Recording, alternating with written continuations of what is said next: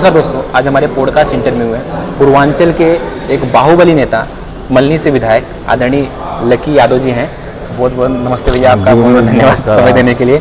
भैया, काफ़ी लोगों का मानना है कि जो बाबूजी में तेवर थी, जो बाबूजी की दहाड़ थी, वो लकी भैया में कहीं ना कहीं कुछ कमी है। क्या आपको लगता है ये सही बात है कि बस लोगों का ऐसे? नहीं, आप जो बात कह रहे हो तो सही कह रहे हैं, लेकिन ऐसा है नहीं। जैसे नहीं, पिताजी का जो कद था, पिताजी 7 बार विधायक थे, 2 बार थे, 3 बार मिनिस्टर थे, तो उनका जो कद था उस कद के हिसाब से अभी तो मेरी राजनीति स्टार्ट हुई। अभी 2020 से मैंने राजनीति में स्टार्ट किया, लेकिन ऐसा कुछ है नहीं।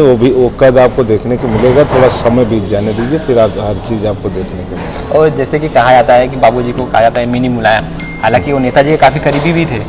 मैं जानना चाहता हूँ, क्या आदरणीय लकी यादव जी भी अखिलेश भैया के उतने ही करीबी हैं?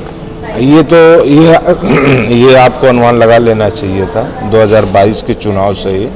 हमारे यहाँ आदरणीय नेताजी पूरे उत्तर प्रदेश में केवल 2 जगह उन्होंने 2 किया था, कहल और इसके बाद मल्हनी प्रचार किया था, और फिर इसके बाद चाचा भी हमारे यहाँ आए थे।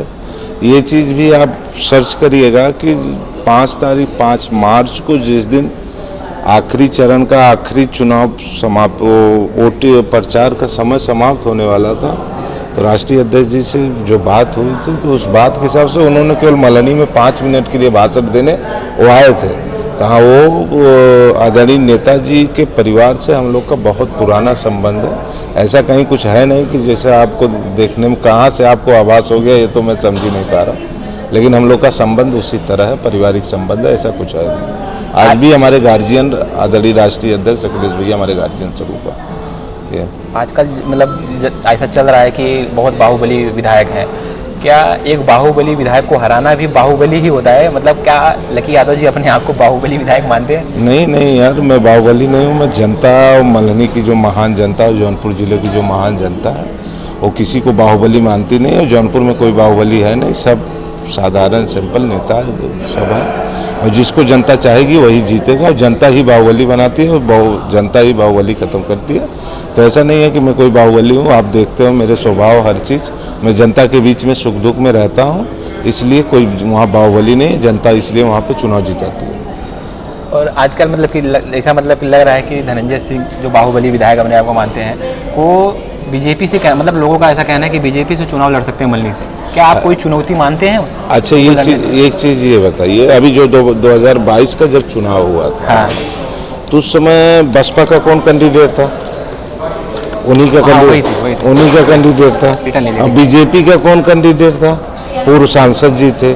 पूर्व सांसद जी की जो पूरा जो उनका एक वो था वो समाप्त हो चुका था, वो क्योंकि 5 साल सांसद रहे, लोगों के बीच में गए नहीं। वो तो दोनों पार्टी से मिला के लड़ चुके, जैसे बसपा से भी मिला के, बसपा और भाजपा को मिला के तब लड़े चुनाव, तब तो नहीं जीत पाए, तब 18,000 से हारे। तो इस बार कोई चुनौती थोड़ी है यार। इस बार 27 में आप देखना, सरकार बनाने का चुनाव होगा, सब हवा मोड़ जाएंगे, किसी को कोई दिक्कत नहीं है। एक डायलॉग चलता है कि यादव जी पूर्वांचल हमारे कंट्रोल में है। क्या मैं मानूं कि इस बार पूर्वांचल समाजवादियों के कंट्रोल में, आपको लगता है? हाँ, ऐसा है। इस बार पीडीए की सरकार बनेगी, समाजवादी की सरकार बनेगी, और पूर्वांचल पे कब्जा समाजवादियों का होगा। अभी पूर्वांचल में बहुत बाहुबली हैं। जैसे आपकी नज़र में पूर्वांचल का असली बाहुबली, जैसे रमाकांत जी हुए, ब्रजेश सिंह हुए, धनंजय सिंह, आप किसे मानते हैं आपकी नज़र में कि हाँ ये बाहुबली है? हम किसी को बाहुबली नहीं मानते, कोई बाहुबली नहीं। हम जनता को बाहुबली मानते हैं, और बाकी हम किसी को बाहुबली नहीं मानते। जिस हिसाब से पीडीए का आंदोलन आदरणीय राष्ट्रीय अध्यक्ष जी ने बनाया है, जिस हिसाब से चल रहा है, आपको क्या लगता है जौनपुर में जो 9 सीटें हैं, पीडीए का आंदोलन जिस हिसाब से चल रहा है, मतलब कितनी सीटों पर समाजवादी पार्टी इतनी मजबूत है कि इस बार जो 2027 का चुनाव होगा, इसमें पीडीए की 9 सीट हम लोग जौनपुर से जीतेंगे, और पूर्वांचल में ज़्यादा से ज़्यादा समाजवादी सीटें जीतेगी, और पूरे प्रदेश में पीडीए की और समाजवादी की सबसे ज़्यादा सीट होंगी, और इस बार समाजवादी की सरकार बनेगी 2027 में, ये आप विश्वास रखिए। अगर आदरणीय लकी यादव जी विधायक ना होते तो क्या होते? अरे ऐसा क्यों? नहीं, जैसे मान अगर आप राजनीति में न होते, हाँ, तो उसके अलावा आपका मतलब दूसरा नहीं, हम लोग का जो पैदाइशी राजनीति में तो मैं पैदा ही हुआ हूँ, कोई ऐसी बात है। मेरे पिताजी 72 से राजनीति स्टार्ट किए, तब तो मैं पैदा भी नहीं हुआ था। और 1980 में मेरी पैदाइश है, तो इसलिए हम तो पैदाइशी ही राजनीति में पैदा ही हुए, तो फिर मैं क्या करता। अगर राजनीति ना होती तो हम भी कुछ तैयारी करके, कुछ IAS PCS की तैयारी करके हम भी कुछ बनते, ऐसा नहीं है। लेकिन राजनीति से जुटे हैं। मेरे पिताजी राजनीति में थे, मेरे परिवार में पिताजी ने पिताजी के जो और भाई लोग थे वो सर्विस में थे, पुलिस सर्विस में थे, लेकिन पिताजी ने राजनीति स्टार्ट किया तो हम भी राजनीति से ही जुटे और राजनीति में यहाँ तक हम पहुँचे।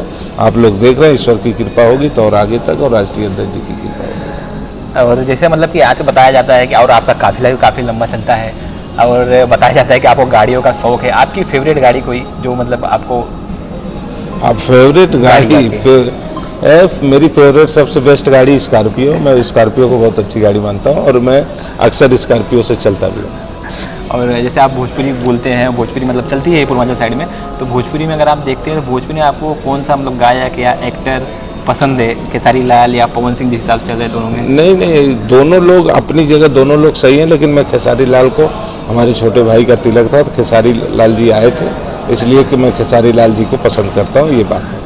आजकल बाबा जी जीरो टॉलरेंस की बात कर रहे हैं। उत्तर प्रदेश में हमने जीरो टॉलरेंस की बात की, मगर जिस हिसाब से अभी हाल ही में राजेश यादव जो समाजवादी पार्टी के मतलब नेता थे, उनकी हत्या कर दी गई, इसके ऊपर क्या लगता है आपको? उत्तर प्रदेश में जिस हिसाब से कानून व्यवस्था का लोग मतलब बड़ा आलाप करते हैं कि हाँ बहुत अच्छा कानून व्यवस्था, आपको क्या लग रहा है कि बहुत अच्छी कानून व्यवस्था इसमें चल रही है? अच्छा, आप एक चीज़ देखिए, बाबा जी बगैर कोई चीज़ जाने बुझे बोल देते हैं, और सदन में किसकी बड़ाई कर दी है कुंभ मेले के नाविक ने 30 करोड़ रुपए कमाया, लेकिन उसकी पूरी स्थिति बगैर जाने उन्होंने तारीफ कर दी। तो बाबा जी केवल झूठ वो बोलते हैं, और कोई चीज़ असलियत धरातल पे क्या चीज़ है उसके बारे में बगैर जानकारी के जीरो टॉलरेंस की वो बात करते हैं। कितना उत्तर प्रदेश में इस समय सबसे ज़्यादा लूट, हत्या, बलात्कार, महंगाई, बेरोजगारी सबसे ज़्यादा उत्तर प्रदेश में बढ़ी हुई है, लेकिन हमारे मुख्यमंत्री जी को समझ में नहीं आता, वो जो चाहते हैं वो बोल देते हैं। तो अब ज़्यादा कमेंट करना, जैसे मुख्यमंत्री जी